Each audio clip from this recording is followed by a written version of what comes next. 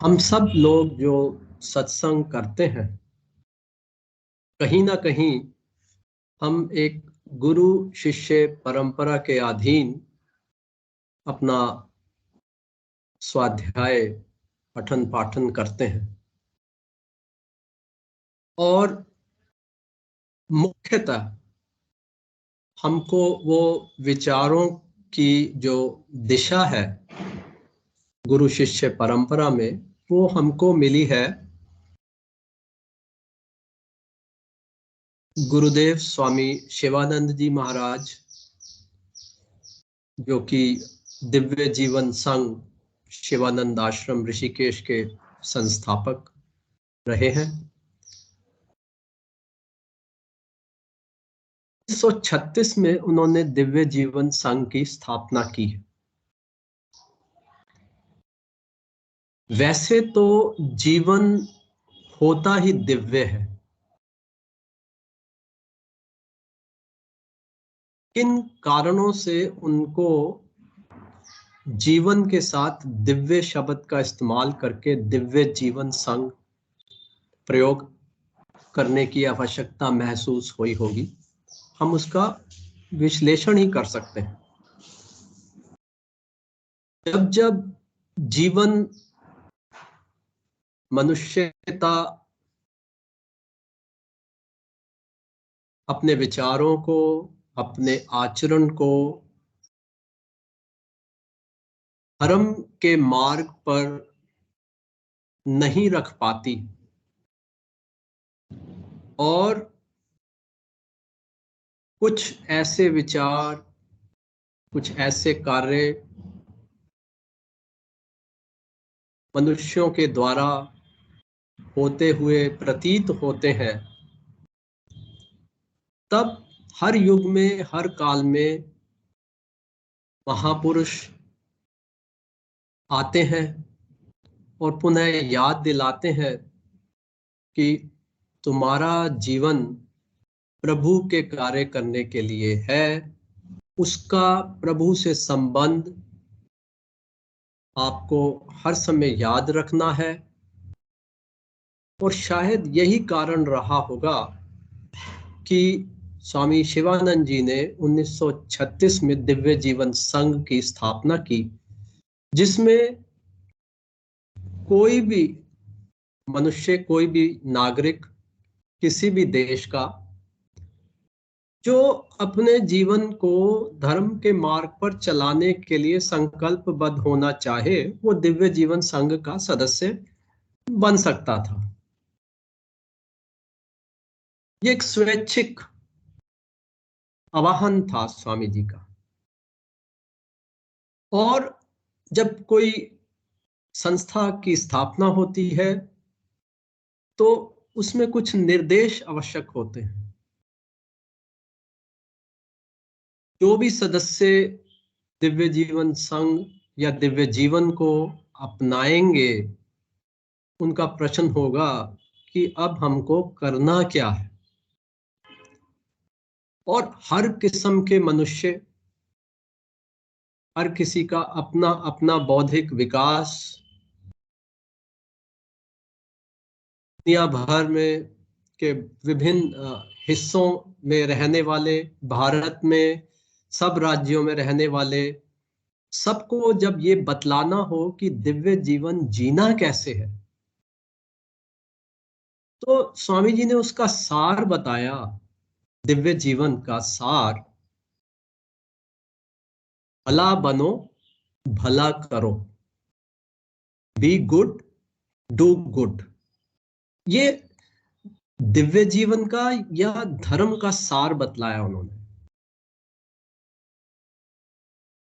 और आज जब हम अपने जीवन का मूल्यांकन करते हैं, आज की परिस्थितियों का मूल्यांकन करते हैं, तो हम पाते हैं कि आज भी ये दो शब्द उतने ही सार्थक हैं जितने कि 1936 में स्वामी जी ने जब पहली बार इसका प्रयोग किया होगा, उतने ही सार्थक आज हैं जितने तब थे। सिर्फ थोड़ा सा कार्य जो हर साधक को करना चाहिए कि भला बनो। कि आज के परिस्थिति में ये भला क्या है? कौन कह सकता है कि मैं भला हूं? क्योंकि ये तो माना ही जा सकता है कि भला बने बिना भला कोई कर नहीं सकता। तो जो दूसरा आदेश है भला करो, वो तभी हो सकता है जब पहले कोई खुद भला बनेगा। तो इसलिए ये भला बनना आज के संदर्भ में क्या है, जो कि आज के धर्म का सार हो सकता है। तो बहुत आज ज्ञान का विकास हो चुका है, संपन्नता हर तरफ नजर आती है, शिक्षा का प्रचार हो चुका है, टेक्नोलॉजी हर जगह नजर आती है, नाना प्रकार के सुख साधन हमारे पास हैं। ऐसे फिर आर्थिक धन धन का प्रयोग, इन सब के बीच में भला बनकर के रहने का मतलब क्या है? तो आज अगर हमको इस भले का संदर्भ, किसी भी शब्द का जो संदर्भ होता है, वो देश काल और परिस्थिति को लेकर के ही किया जा सकता है। भला शब्द 1936 में क्या था, 1966 में क्या था, 1996 में क्या था, 2010 में क्या था, और आज 2023 में भले का संदर्भ क्या होगा, वो आज के काल और आज की परिस्थिति और कहाँ कोई रह रहा है, किस तरह का जीवन जी रहा है, उस सब के लिए एकत्रित करके अगर बहुत ही सरल भाषा में कहना हो तो कहा जा सकता है कि कर्तव्य कर्तव्य शब्द जो है, आज इसकी बहुत अधिक आवश्यकता है। कर्तव्य परायण व्यक्ति ही भला व्यक्ति कहा जा सकता है आज के संदर्भ में। आजादी की बहुत बात हो रही है, अधिकारों की बहुत बात हो रही है, सशक्तिकरण की बहुत बात हो रही है, आर्थिक विकास की हर तरफ चर्चा है। तो कहीं ना कहीं अनजाने में ये कर्तव्य जो है हमारे हाथ से कुछ फिसलता हुआ नजर आ रहा है, और ये फिसलन जो है वही एक कारण है मनुष्य अनजाने में, ना चाहते हुए भी धर्म के मार्ग पे चलने से उसके पांव लड़खड़ाते हुए प्रतीत हो रहे हैं।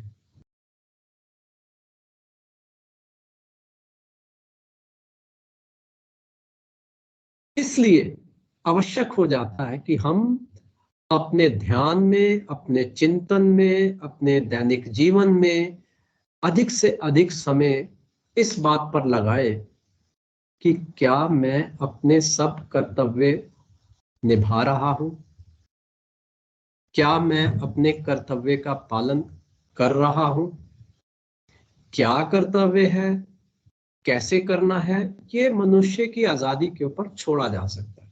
हर व्यक्ति आज इतना समझदार है कि वो खुद चयन कर सकता है कि वो कर्तव्य जो उस व्यक्ति ने अदा करना है, निभाना है, का स्वरूप क्या हो, वो उस व्यक्ति के ऊपर छोड़ा जा सकता है।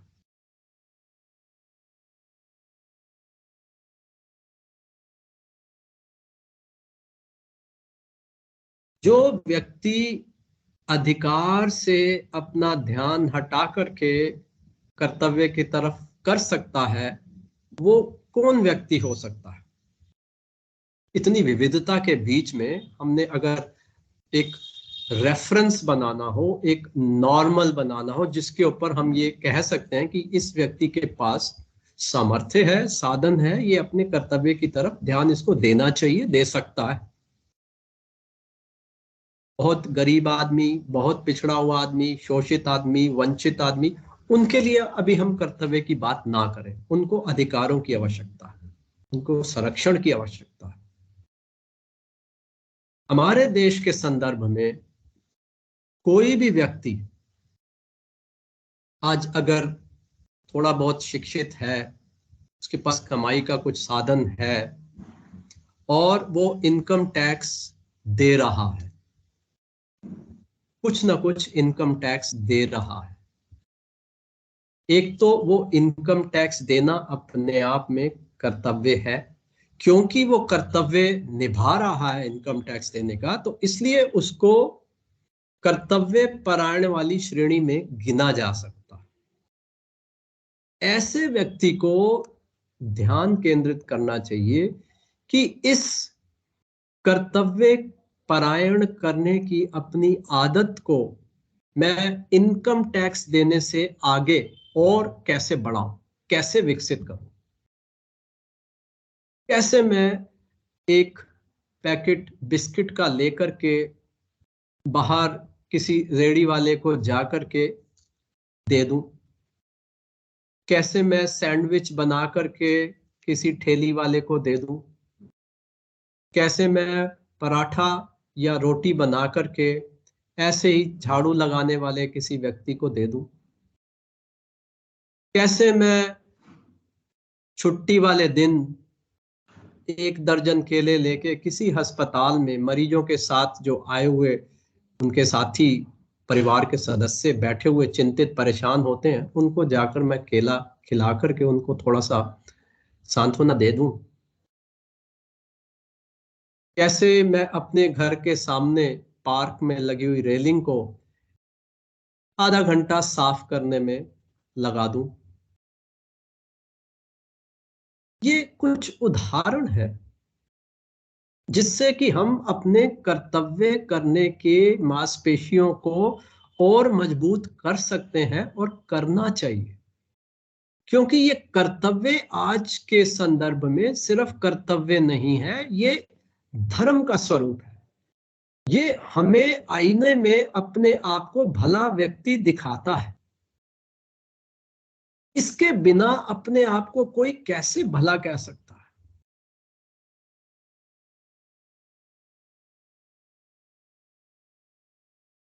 बहुत से पर्व, बहुत से त्योहार हमको विरासत में मिले हैं, चले आ रहे हैं।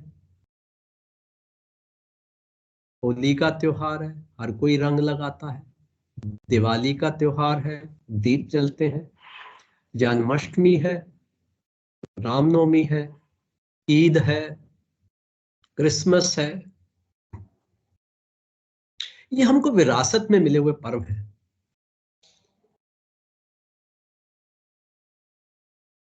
विरासत में हमको लोहा मिला था,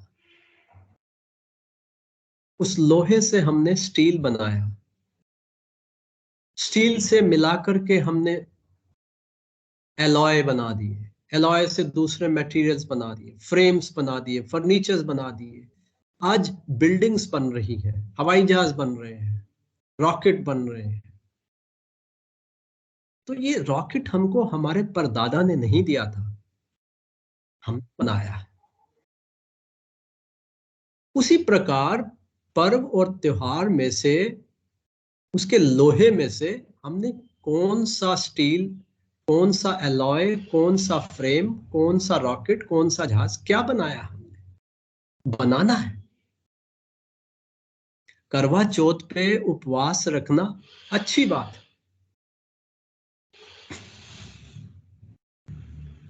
लेकिन एक दिन कर्तव्य का पर्व मनाना, मैं सोमवार को शिव जी के लिए व्रत रखता हूं, मैं मंगलवार को हनुमान जी के लिए व्रत रखता हूं,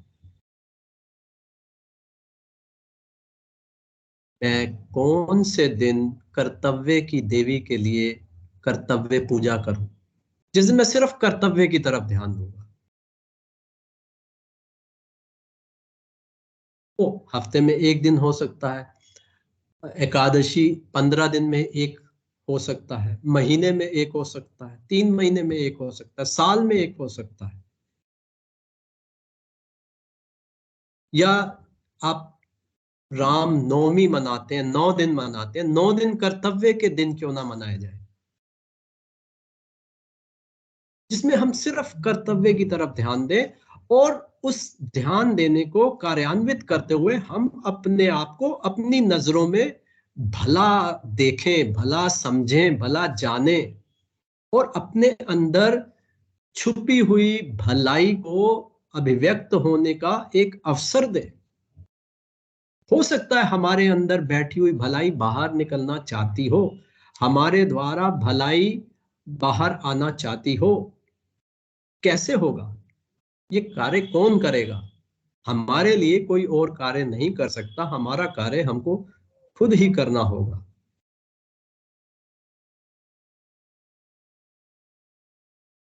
और एक आदमी अगर कर्तव्य निभाता है, उससे अच्छा है दो निभाएं, दो से अच्छा है चार निभाएं, चार से अच्छा है 10, 10 से अच्छा 100।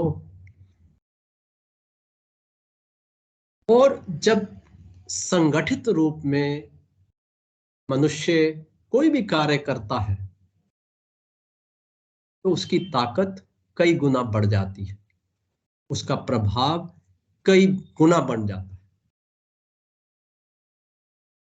तो ज्ञान के सत्संग चलने चाहिए, आवश्यक है,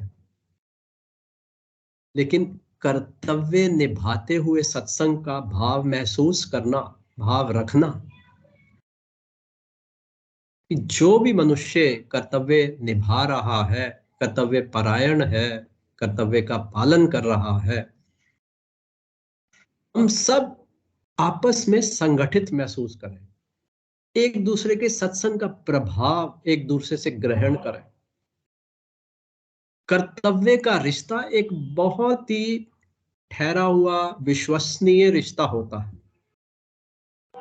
दो व्यक्ति जब किसी भी दुनिया के कोने में अगर कर्तव्य परायण है, उनके बीच में तरंगों का आदान प्रदान सूक्ष्म रूप से होता रहता है। वो एक दूसरे को पहचानते हैं, एक दूसरे को जानते हैं, एकत्वम को महसूस करते हैं। इस क्रियाशील युग में, इस विकास के युग में, जितना पदार्थों का संग्रह होता जाएगा, उतना अधिक पदार्थ मांगेंगे कर्तव्य का। पदार्थ के प्रति भी हमारा कर्तव्य है, क्योंकि पदार्थ के अंदर भी चेतना है, वस्तु के अंदर भी चेतना है।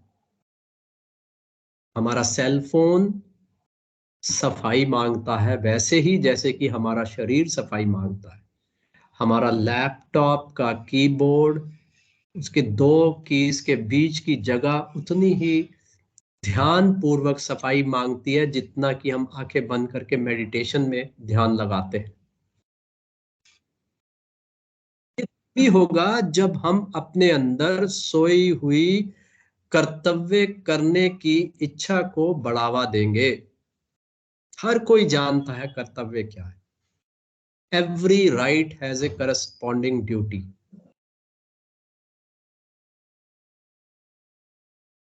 Right is not commanded, right is not demanded, it is commanded.